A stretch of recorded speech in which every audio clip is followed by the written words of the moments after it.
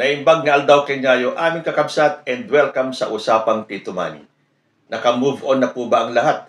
I'm sure hindi pa. Dahil marami pa pong mga DDS ang nag-iiyakan at hindi matanggap na ang kanilang tatay ay nasa dahig na para harapin ang kanyang mga kaso. So kahit na ano pang pagkakalat nila ng mga fake news na keso unconstitutional daw ang pagkakaaresto, illegal, bakit hindi mo na pinakita sa korte nung dumating si Digong dito sa Pilipinas galing ng Hong Kong, at kung ano-ano pang mga pagbibintang at pagmamind condition sa taong bayan na mali ang ginawa ng gobyerno, na isisila naman nila kay President Bongbong Marcos ang lahat, pero lahat po ng ginagawa nila ay palabas lamang para maakuha ng simpatya ng taong bayan.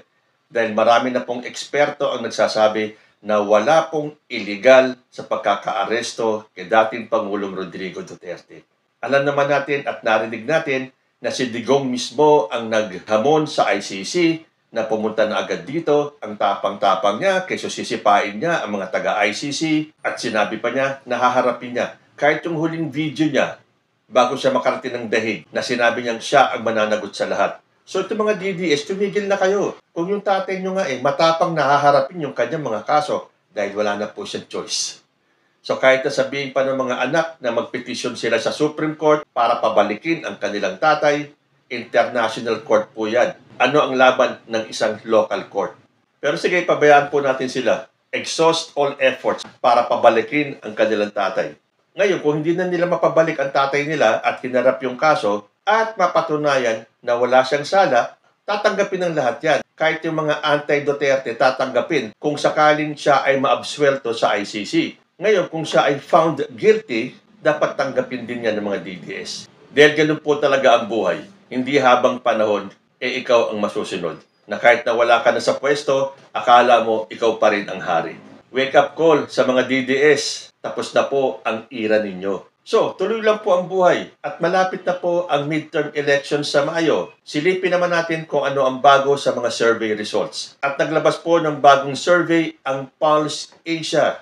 Pero bago po natin basahin kung sino ang nakapasok sa Magic 12, balik po muna tayo sa nakaraang survey ng Pulse Asia para makita natin kung sino ang pumasok that time. At sila ay sina Erwin Tulfo, number 1, number 2, Bongo, number 3, Tito Soto, number 4, Ben Tulfo, number 5, Pia Cayetano, number 6, Bong Revilla, number 7, Amy Marcos, number 8, Ping Lacson, number 9, Willie Revillame, number 10, Bato de la Rosa, number 11, Abby Binay, and number 12, Manny Pacquiao. Napanatili kaya nila ang kanilang standing dito sa pinakabagong Pulse Asia Survey? Ito po ay ginawa noong February 20 to 26, 2025.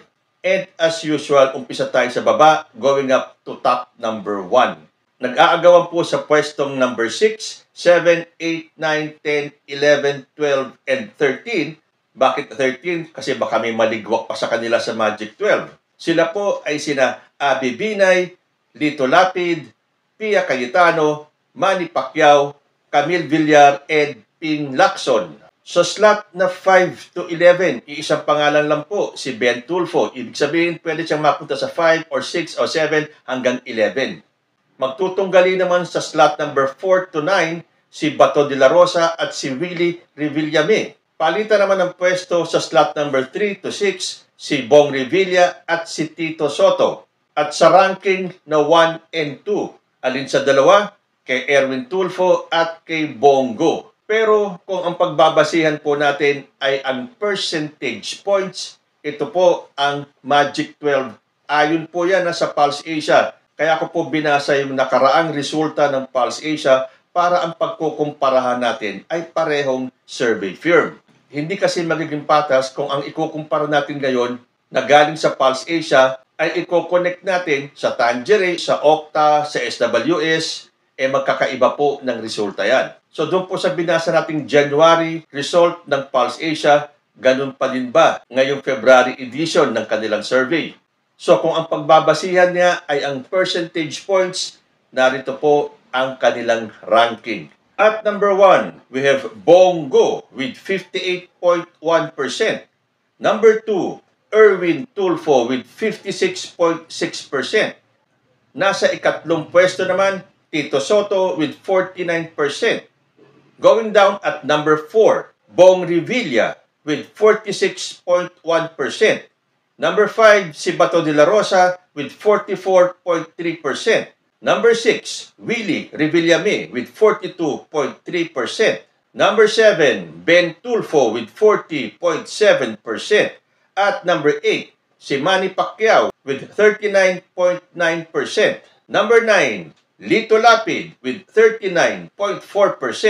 Number 10, si Abby Binay with 37.6%. Number 11, Pia Cayetano with 37.5%. And at number 12, Camille Villar with 36.6%. At number 13, si Ping Lacson with 35.8%. At kung hinahanap nyo si Amy Marcos, siya ay nasa slot number 14 with 30.9%. Ito pong number 13 and number 14, si Ping at saka si Amy, pwede pa pong makasulot yan. So ayan po, ang bagong number 1 ayon sa Pulse Asia ay si Bong Go. Again, ito po ay ayon sa isang survey firms. Sa iba-ibang survey firms, iba-iba rin po ang nagna-number 1. So ayan, may mga nagko-comment kasi sa akin na inilalabas ko lang daw ang mga survey results kapag nangunguna ang mga taga-alyansa ni President Bongbong Marcos. Hindi po.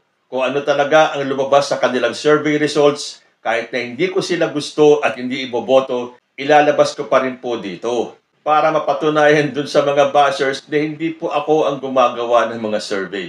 Sa bagay, ganun po talaga. Ang mga bashers, ang mga haters will always hate. So wala akong pakialam sa mga bashers and haters. So ito po, ayon sa Pulse Asia senatorial preference ngayong February, si Bongo po ang number 1. At yung laging nasa number 1 na si Erwin Tulfo ay nasa number 2 po ayon sa survey na ito. So, aabangan naman po natin yung ibang mga survey firms sa kanilang mga bagong resulta at sino naman ang nag-number 1 sa kanilang survey results. Kayo po, ano ang masasabi nyo rito sa bagong resulta ng Pulse Asia? Comment lang po down below and I will see you in my next video. Life goes on. Diyos ti Agmina.